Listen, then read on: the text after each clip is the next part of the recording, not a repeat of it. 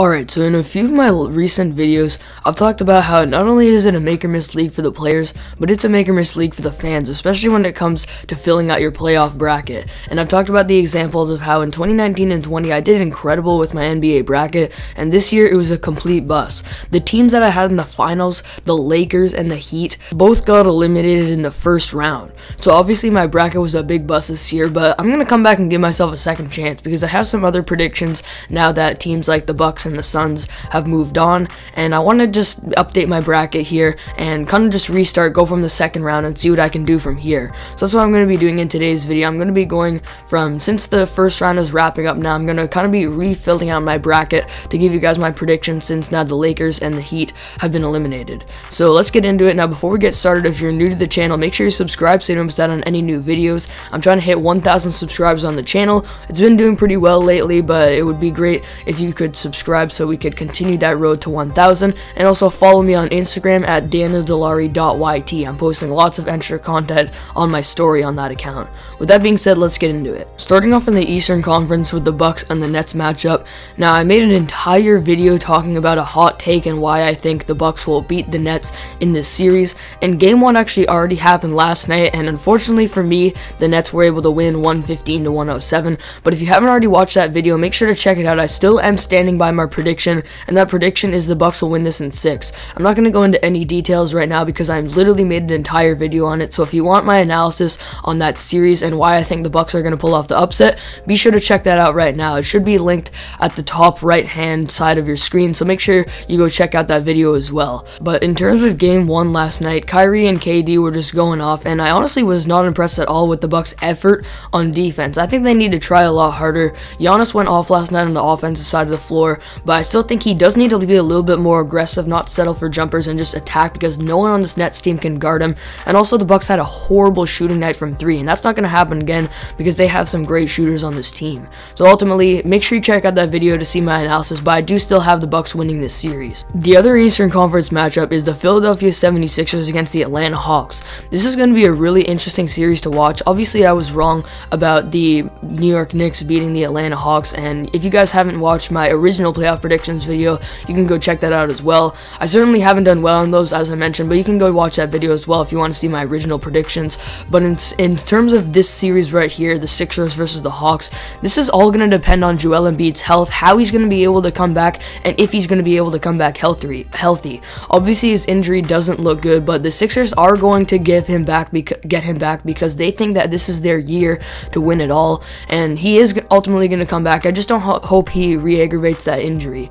If he doesn't and he can stay relatively healthy throughout the series, I'm going to take the Sixers in 6 games in this series. Now, it's going to be a really interesting matchup to see Joel Embiid versus Clint Capela, because this is going to be a big challenge for him. Capela is an all-defensive caliber player, as we know, one of the better defenders in the NBA right now, and he's going to make it real tough on Joel, as well as doing his classic rim protection, using his classic rim protection ability against all of the Sixers players on this team. But ultimately, the Sixers are the better overall team. They have more depth, in my opinion. I think they're going to shoot better in this series than the Atlanta Hawks, and ultimately, I don't think the Hawks have enough firepower offensively other than Trae Young to beat a really good defense like the Sixers. So it's still going to be a really close series. I definitely see the Hawks taking a few games, but I'm going to take the Sixers in 6 games. Moving on to the West, we got the matchup between the Suns and the Nuggets, and I think this is going to be a really interesting series, but in my opinion, the Suns are still clearly the better team here. I mean, when we look at the defensive side of the floor, their defense was incredible against the Lakers last series. So far, they've had the best defense in the entire NBA playoffs so far, and Deandre Ayton, it's really their defensive anchor, and he's going to make it tough on Jokic this series, and the Suns as an overall defense are really going to make it so that someone other than Jokic has to beat them. I mean, they're a decent three-point shooting team, but not good enough to beat the Suns because they're really going to crowd Jokic in the paint, and even though Jokic has that passing and playmaking ability, he's going to be able to find an open man, but the Suns, like we saw against the Lakers, still do a really good job of recovering out the shooters. Overall, when we see guys like Mikal Bridges, Jay Crowder, Cameron Johnson, all those good one-on-one defenders, they can do a great job of defending some of the Nuggets players like Michael Porter Jr. and Aaron Gordon, and then Jokic is going to have a tough time operating against DeAndre Ayton. Overall, this Phoenix Suns overall defense is really going to cause some problems for the Nuggets, and on the other side of the floor, I mean, I just don't see anyone on the Denver Nuggets who can guard Devin Booker one-on-one. If the Lakers couldn't guard him, I don't see how the Nuggets are going to be able to do it. They could try to put Aaron Gordon on him, but it's still going to be tough to guard Booker. They also really don't have a way to guard the CP3 and Deandre Ayton pick and roll effectively. The Suns are a really good shooting team. I don't see the Nuggets being able to do anything about that either. So basically, because the Nuggets don't have a great defense, they don't have an answer for Booker, and the Suns still probably have the best defense in the entire NBA, I'm definitely taking the Suns in this series. So I'm not gonna lie, as I'm recording this video, the Clippers and the Mavericks still actually haven't played their Game 7. They play it later this afternoon. So I actually don't know who's gonna win that series next. I wanted to record this video now just because the second round has already kicked off with the Bucks and the Nets, so I didn't want to get this out too late. But if the Mavericks win this series and go on to face the Jazz in the second round, I'm gonna take the Mavericks in 7. It's gonna be a really interesting series, but overall they don't really have a matchup for Luka, and I know the Jazz have a great overall defense. They have an amazing rim protector and defensive anchor in Rudy Gobert, but they definitely don't have a matchup to guard Luka out there on the perimeter, and that's going to be a big problem for them in this series if it does end up happening. On the other side of the floor, the Mavericks are going to have trouble guarding them, but if they play that zone defense, it's not really going to work that effectively against the Jazz because they can hit a lot of threes, but they could still do a pretty good job of crowding the paint and making it tough on the guys that are trying to penetrate towards the rim. And overall, it's going to be a really tough series. I think both teams are going to have a lot of offensive firepower. They're going to have a very tough times guarding the other team. It's going to be really close, but I'll take the Mavericks in 7. And then if the Clippers win, same thing. I'm going to go with the Clippers in 7 in this series over the Jazz.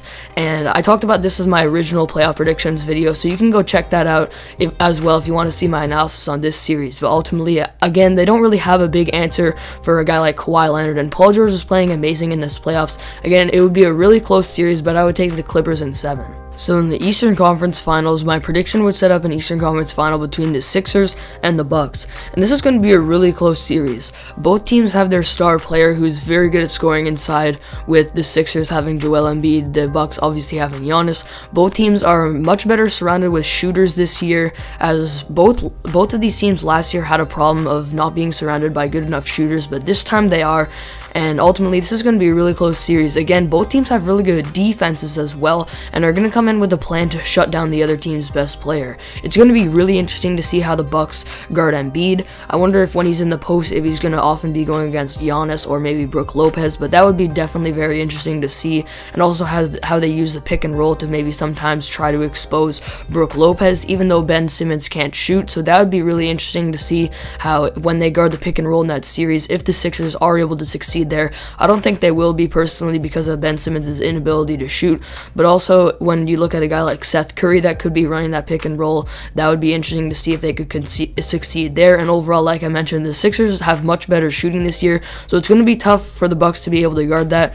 And the same thing goes on the other side of the floor. The Bucks have much better shooters this year, and I don't know if the Sixers are going to have a really effective answer for Giannis other than maybe Joel Embiid, but if they get out in transition, that's going to be really tough for the Sixers to stop. Overall, this is going to be an extremely close series, and it's really a coin toss in my opinion, but I'm going to go with the Milwaukee Bucks here. I think they're a little bit more built well for the playoffs, and I just think they have what it takes to get it done a little bit more than the Sixers, so I'm going to go with them in 7 in this series. So in the Western Conference, again, it's tough because we still got that theoretical thing with the Clippers and the Mavericks, but this would be either the Clippers or the Mavericks versus the Suns.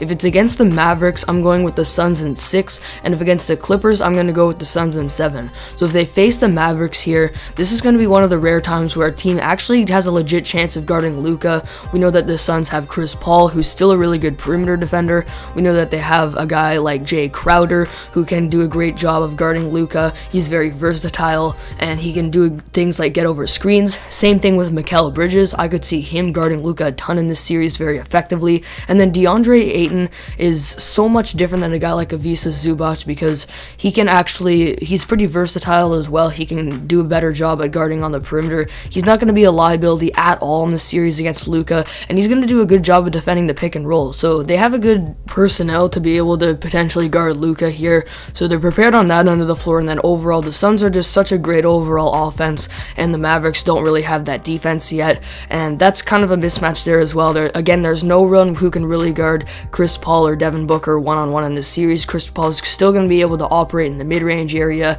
pretty comfortably, and his playmaking is obviously going to going to be a big factor in this series. So if they face the Mavericks, I'm going to go with the Suns in 6 in this series. If they face the Clippers, I think this would be a little bit more interesting because you got guys like Kawhi and Paul George who can potentially guard guys like Devin Booker and Chris Paul. So that's going to be a little bit tougher for the Phoenix Suns, but ultimately they're still the much deeper team who's going to get a lot more contributions from role players, especially shooting the 3-ball as well. I think the Suns could probably have the better 3-point shooting team in this series, and ultimately the better team defense. The Clippers are still kind of figuring out how to play defense as a team. Really, Ty Lue has not done a great job so far in this playoff so far with knowing what matchups to throw at the opposing team and knowing how to really get his players to communicate and play defense as an overall unit. But the Suns are already there. They're going to have a great plan in this series to shut down the Clippers. It's still going to be really close because the Clippers still have the firepower here. I see Kawhi taking over a few games if this series happens, just with his sheer scoring ability, just like he's done in the series with the Mavericks so far. It's going to be really close, but ultimately I still think the Suns are the slightly better team, and I'll take them in 7. So this would set up a really entertaining finals between the Phoenix Suns and the Milwaukee Bucks. I think if this does end up happening, it would be an insane series to watch, and the matchup to watch here would be Deandre Ayton versus Giannis, and I think he could do a relatively good job of still playing very well defensively, holding his own in the paint, and he's going to make it really tough on Giannis to operate. And also this Phoenix Suns defense in general, we saw how they were able to shut down LeBron a little bit just by shrinking the floor and recovering out to shooters, and they're going to continue to do the same thing in this series against Giannis. It's going to be a little bit harder since Giannis is obviously 7 foot and probably the most dominant transition player in the NBA right now, but they're really going to do a great job of shrinking the floor, making sure someone other than Giannis beats them, but still recovering out to shooters. Their defense is so well built, and they're going to be prepared for a series like this in the finals. And on the other side of the floor, I don't really see, I guess you could have Drew Holiday trying to disrupt Devin Booker or Chris Paul, so that's going to make it a lot tougher on those guys, but the Suns still have such a great and deep offense that I think they're still going to be able to get the job done. Ultimately, both of these teams have great offenses, great defenses. I think they would definitely deserve to be in the finals if they do end up making it here, and ultimately I would go with the Suns in 6 in this series. Chris Paul would get his long-awaited and well-deserved first ring. Devin Booker would probably win Finals MVP and by this time prove how much of an amazing playoff performer he already is, and he'd basically prove to the world that he's kind of a top 15 player in the NBA right now. And overall, the Suns team is just so well built. I think if they are now, since the Lakers are gone, I see them definitely as the favorites to win the championship, and it would be amazing and inspirational to see them get it done so they could get that ring for Chris Paul. So there you have it. That is the end of today's video. Those are my predictions now that my finals teams are out in the first round. Those are my new updated predictions, so let me know what you think of my predictions in the comments, and also be sure to drop your finals prediction down below in the comment section. Thank you all for watching this video. As I mentioned, if you're new, be sure to subscribe, and I'll see you all next video.